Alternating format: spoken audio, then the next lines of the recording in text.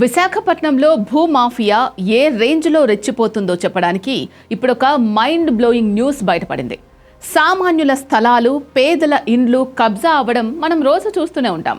కానీ ఏకంగా రాష్ట్ర శాసనసభ డిప్యూటీ స్పీకర్ హోదాలో ఉన్న ఒక పవర్ఫుల్ లీడర్ స్థలాన్ని కబ్జా చేస్తే, అది కూడా రూపాయి 2 రూపాయలు కాదు, ఏకంగా 2 కోట్ల రూపాయల విలువైన ల్యాండ్ను నకిలీ పత్రాలు, ఫోర్జరీ సంతకాలతో మింగేస్తే ఎలా ఉంటుంది? అవును, మీరు వింటున్నది నిజం. ఫైర్ బ్రాండ్ లీడర్ రఘురామకృష్ణరాజు సొంత స్థలాన్ని వైజాగ్ ల్యాండ్ మాఫియా నొక్కేసింది. ఈ సంచలన స్కామ్ వెనుక ఉన్న అసలు కథ ఏంటి? అసలు ఆ స్థలం ఎక్కడుంది? కేటుగాళ్లు ఎలా ఫోర్జరీ చేశారు? ఈ కబ్జా వ్యవహారం ఎలా బయటపడింది? పూర్తి వివరాలు ఈ వీడియోలో చూద్దాం.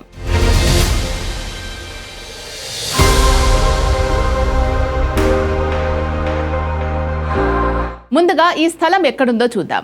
విశాఖపట్నంలోనే అత్యంత డిమాండ్ ఉన్న prime area Madhurawada IT SEZ పరిధిలోని మారుతి నగర్ లేఅవుట్. ఇక్కడ వుడా అప్రూవ్డ్ లేఅవుట్లో సర్వే నెంబర్ 374/1లో రఘురామకృష్ణరాజు గారికి 333.33 గజాల విలువైన ప్లాట్ ఉంది. దీని హిస్టరీలోకి వెళ్తే 1989లోనే ఈ స్థలాన్ని రఘురామకృష్ణరాజు గారు లీగల్గా కొనుగోలు చేశారు.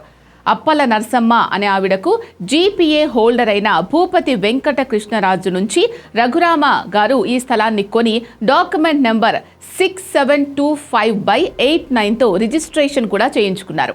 ప్రస్తుతం ఈ ఏరియాలో గజం భూమి ధర దాదాపు 70,000 రూపాయల పైనే ఉంది. అంటే ఈ 333 గజాల ప్లాట్ విలువ ఇప్పుడు మార్కెట్ రేటు ప్రకారం కనీసం 2 కోట్ల రూపాయల పైమాటే. అయితే ఇక్కడే ల్యాండ్ మాఫియా తమ మార్క్ తెలివితేటలు ప్రదర్శించింది. రఘురామకృష్ణరాజు ఈ స్థలాన్ని కొన్న కేవలం 5 నెలలకే, అంటే 1989లోనే నిందితులు ఇదే స్థలానికి నకిలీ పత్రాలు సృష్టించారు. సుబ్రహ్మణ్యం రాజు అనే వ్యక్తి పేరుతో మొదటి దొంగ రిజిస్ట్రేషన్ కానిచ్చేశారు. ల్యాండ్ మాఫియా అంతటితో ఆగలేదు. ఆ తర్వాత మధురవాడ సబ్ రిజిస్ట్రార్ కార్యాలయం వేదికగా ఈ స్థలాన్ని చేతులు మారుస్తూ వచ్చారు. 1993లో సత్యనారాయణమ్మ అనే ఆమె పేరు మీదకు, ఆ తర్వాత 2001లో గజపతి రాజు సాయి భాస్కర్ అనే వ్యక్తి పేరు మీదకి ఈ స్థలాన్ని బదిలీ చేసేశారు. అంటే ఒరిజినల్ ఓనర్ అయిన రఘురామకృష్ణరాజు గారికి తెలియకుండానే తెర వెనక దాదాపు 20 ఏళ్లుగా ఈ స్థలం కాగితాల్లో చేతులు మారిపోతూ వచ్చింది. ఇన్నాళ్ళు సైలెంట్గా ఉన్న ఈ మాఫియా బ్యాచ్ ఈ ఏడాది మే 25, 26 తేదీలో ప్రాక్టికల్గా రంగంలోకి దిగింది. రఘురామ గారి స్థలంలో రక్షణ గోడ కట్టడం కోసం పునాదులు తీయడం స్టార్ట్ చేశారు. అయితే అదృష్టవశాత్తు ఆ టైంలో రఘురామకృష్ణరాజు స్నేహితుడు లక్ష్మణమూర్తిరాజు ఆ ఏరియాలో ఉండి ఈ విషయాన్ని గమనించారు. ఎవరో గుర్తు తెలియని వ్యక్తులు వచ్చి అక్కడ గోడ కడుతూ ఉండడంతో ఆయనకు డౌట్ వచ్చింది. వెంటనే ఈ విషయాన్ని రఘురామకృష్ణరాజు గారి దృష్టికి తీసుకెళ్లారు.